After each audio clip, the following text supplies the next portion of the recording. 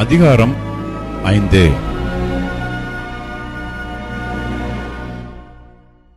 முதிர் வயது உள்ளவனை கடிந்து கொள்ளாமல் அவனை தகப்பனைப் போலவும் பாலிய புருஷரை சகோதரரைப் போலவும் முதிர் வயதுள்ள ஸ்திரீகளை தாய்களைப் போலவும் பாலிய ஸ்திரீகளை எல்லா கற்புடன் சகோதரிகளைப் போலவும் பாவித்து புத்தி சொல்லு.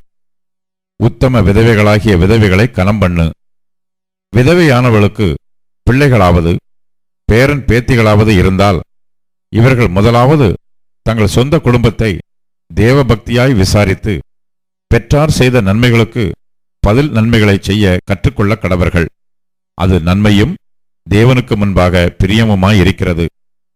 உத்தம விதவையாய் இருந்து தனிமையாய் இருக்கிறவள் தேவனிடத்தில் நம்பிக்கை உள்ளவளாய் இரவும் பகலும் வேண்டுதல்களிலும் ஜபங்களிலும் நிலைத்திருப்பாள். சுகபோகமாய் வாழ்கிறவள் உயிரோடே செத்தவள். அவர்கள் குற்றம் சாட்டப்படாதவர்களாய் இருக்கும்படி இவைகளை கட்டளையிடு.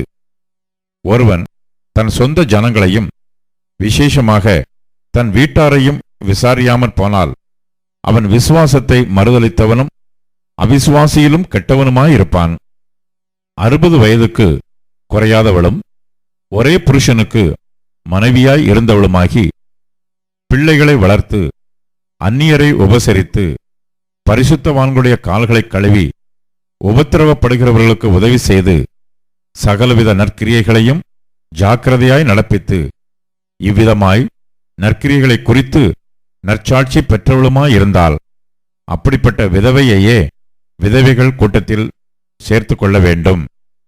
இளவயதுள்ள விதவைகளை அதிலே சேர்த்து கொள்ளாதே.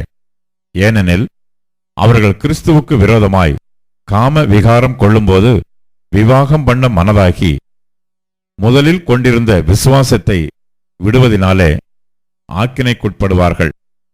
அதுவுமல்லாமல் அவர்கள் சோம்பல் உள்ளவர்களாய் வீடு வீடாய் திரிய பழகுவார்கள். சோம்பல் உள்ளவர்களாய் மாத்திரமல்ல, அலப்புகிறவர்களாயும் வீண் அலுவற்காரிகளாயும் தகாத காரியங்களை பேசுகிறவர்களாயும் இருப்பார்கள்.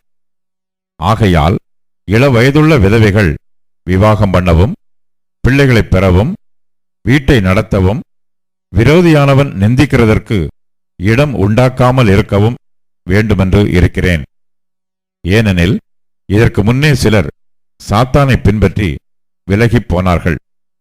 விசுவாசியாகிய ஒருவனிடத்திலாவது ஒருத்தியிடத்திலாவது விதவைகள் இருந்தால் அவர்கள் இவர்களுக்கு உதவி செய்ய கடவர்கள். சபையானது உத்தம விதவைகளானவர்களுக்கு உதவி செய்ய வேண்டியதாகையால் அந்த பாரத்தை அதன் மேல் வைக்கக்கூடாது. நன்றாய் விசாரணை செய்கிற மூப்பர்களை விசேஷமாக திருவசனத்திலும் உபதேசத்திலும் பிரயாசப்படுகிறவர்களை இரட்டிப்பான கனத்திற்கு பாத்திரராக எண்ண வேண்டும். போரடிக்கிற மாட்டை வாய்க்கட்டாயாக என்றும் வேலையாள் தன் கூலிக்கு பாத்திரனாய் இருக்கிறான் என்றும் வேத வாக்கியம் சொல்லுகிறதே. மூப்பனானவனுக்கு விரோதமாக ஒருவன் செய்யும் பிராதை 2-3 சாட்சிகள் இல்லாமல் நீ ஏற்றுக்கொள்ளக்கூடாது. மற்றவர்களுக்கு பயமுண்டாகும்படி பாவம் செய்தவர்களை எல்லாருக்கும் முன்பாக கடிந்துகொள். நீ பட்சபாதத்தோடே ஒன்றும் செய்யாமலும் விசாரிக்கும் முன் நிர்ணயம் பண்ணாமலும் இவைகளை காத்து நடக்கும்படி தேவனுக்கும் கர்த்தராகிய இயேசு கிறிஸ்துவுக்கும் தெரிந்து கொள்ளப்பட்ட தூதருக்கும் முன்பாக உறுதியாய் கட்டளையிடுகிறேன். ஒருவன் மேலும் சீக்கிரமாய் கைகளை வையாதே. மற்றவர்கள் செய்யும் பாவங்களுக்கும் உடன்படாதே. உன்னை சுத்தவானாக காத்துக்கொள். நீ இனிமேல் தண்ணீர் மாத்திரம் குடியாமல் உன் வயிற்றிற்காகவும் உனக்கு அடிக்கடி நேரிடுகிற பலவீனங்களுக்காகவும் கொஞ்சம் திராட்சரசமும் கூட்டிக்கொள். சிலருடைய பாவங்கள் வெளியரங்கமாயிருந்து நியாய தீர்ப்புக்கு முந்திக் கொள்ளும். சிலருடைய பாவங்கள் அவர்களை பின்தொடரும். அப்படியே சிலருடைய நற்கிரியைகளும் வெளியரங்கமாயிருக்கும்.